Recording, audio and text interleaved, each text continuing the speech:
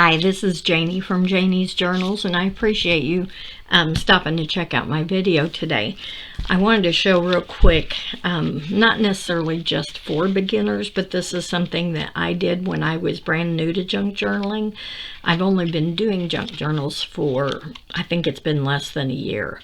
So this helped me when I was making my ephemera to come up with ideas that I could use for the tag tops, because I didn't like to just do the, like this on every tag. So what I have here on this first page is paper clips. And, you can find all kinds of these decorative, cute little paper clips these days. There's a little foot. And so I wanted to remind myself that I have these paper clips in my drawer back here, and I can use those. This is a paper clip that I made. You can find all kinds of tutorials on YouTube for making paper clips for junk journals. So I wanted to remind myself that those are in a different place, but I can always grab those too.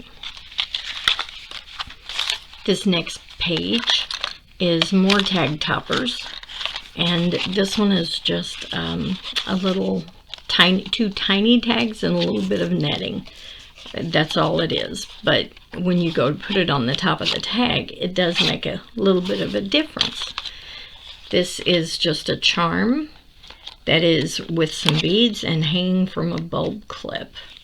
And my book, you noticed I used this file folder. It's double-sided, and it's got the lighter blue and then the darker blue. So when I made this book, I cut these small tags. It's even smaller than this. I cut them down to like this, and I put them down a bigger tag so that I could see what it looks like on a tag top. This right here is just a little cluster that I made, and then this is nothing more than just some sparkly little beads that I have in my stash.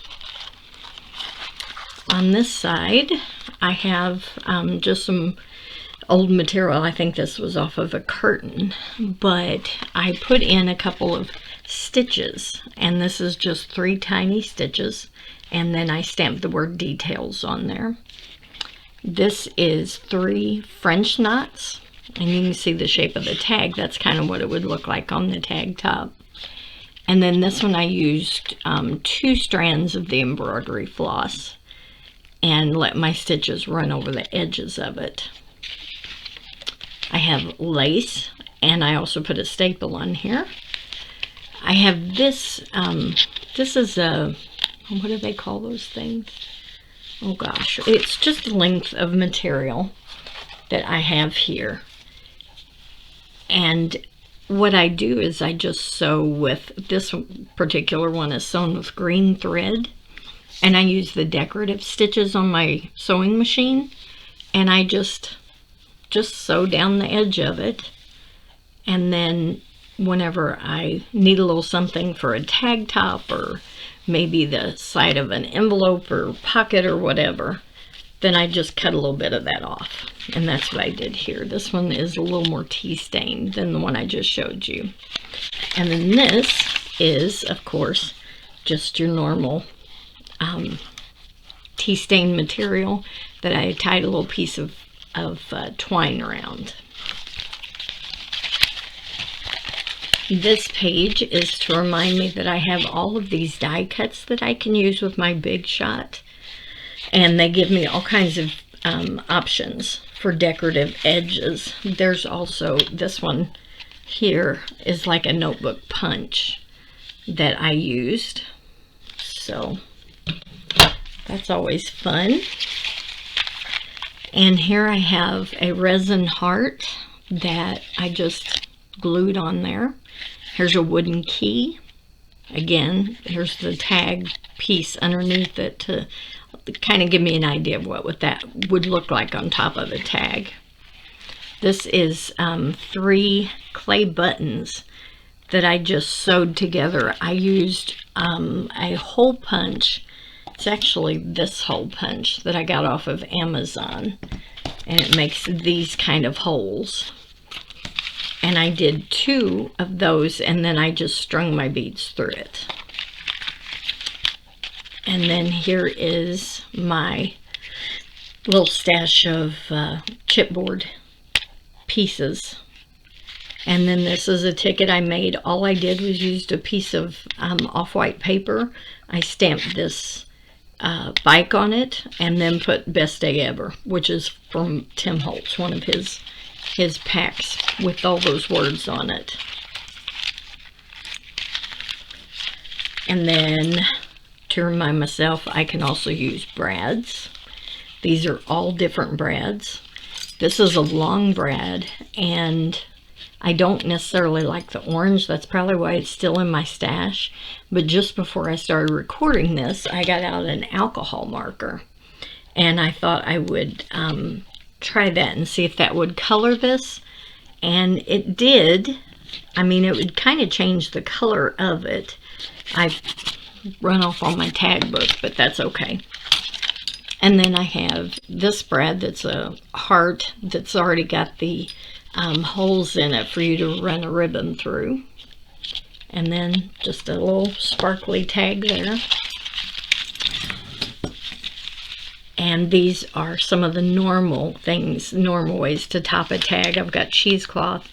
I've got rickrack here. I've got 2 cloth flowers that I kind of cockeyed so that they weren't one on top of the other, and a little brad through it. This is different fibers to remind myself that I can use those. And this is just a little embroidered flower I cut out of a piece of bigger, I think it was a piece of clothing, an old shirt that I found at Goodwill or something. And then here are some, this is a resin flower. Here's just a jewel.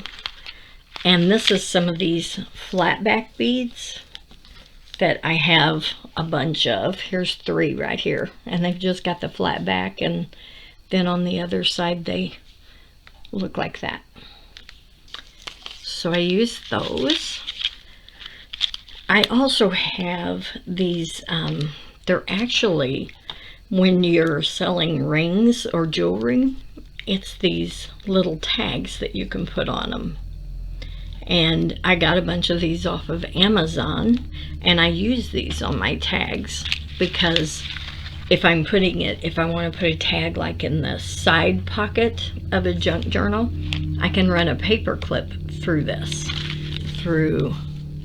this part of it, put a paper clip in there, and then you can just slide that onto the side of your page. This one, the top one, I colored also with alcohol markers. And the bottom one, I use, this is Ocean Teal Gilding Polish that I did on it. Let you see it. Those look really pretty. On this page, it is tabs, different paper tabs. These, I know I have a Cricut, so I did cut a bunch of these tabs off from with my Cricut to use, and I just kept these. You can cut 20 or 30 at a time. There's also punches I know that you can get that have got tabs. I don't have any of those punches. This is just a piece of book page that I simply folded in half and put on there. And this is a piece of that file folder that I cut a square, well, it's a rectangle, but I folded it over and then just put an eyelet in there. And then this is not so much about the tag topper as it is the bottom. And I rounded the bottom of this tag, and I made it into a little pocket to stick something into. So I wanted to remind myself that I can shake the tag as well as putting an interesting top on it. This one, I took the top of the tag without the ears taken off, just a flat piece of rectangular paper, folded it down 3/4 of an inch, and turned it into a pocket. I've got these glued in because they fall. They flop around when I'm thumbing through this to find a tag topper idea. Those fall out, so I finally glued them in. These are buttons, and this is just a regular button that I put a piece of embroidery floss through. These both are, well, this is a plastic, this is a resin button. And what I do when I do these is I use a pair of pliers, these that you can get really close to the flat edge of the paper or the button, and I cut the shank off so that I can just glue them onto the tag. And then this button, I used, what is that stuff that you make, like the macrame jewelry or necklaces out of? I can't think of what it's called, jute maybe, but I used that material on here, and I just put it through the button, the 4 holes in the button, and then on the back side I tied it into a little bow, and you can see the buttonhole there. So I wrapped that around the buttonhole to keep it secured.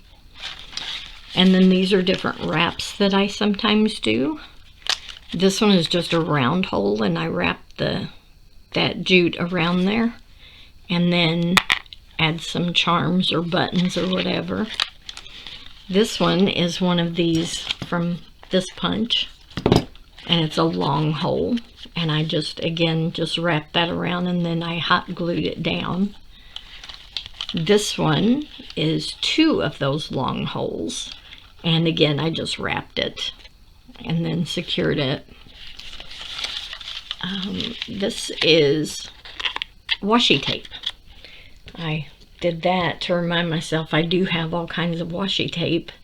Now, the only thing that I would suggest in using washi tape is that you would glue it down, because sometimes over time, this one you can see is kind of lifting up already, but over time the washi tape doesn't stick. So, and this book's handled a lot.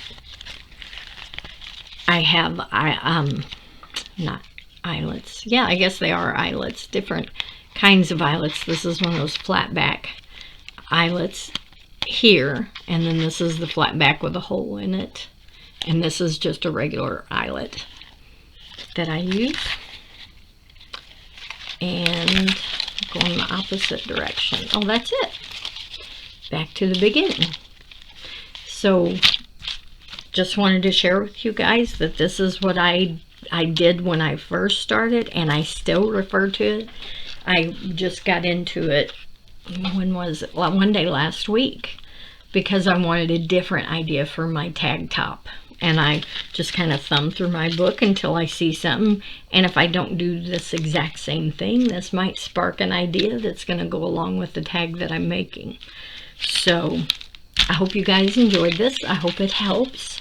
And I do appreciate you watching. Have a great day.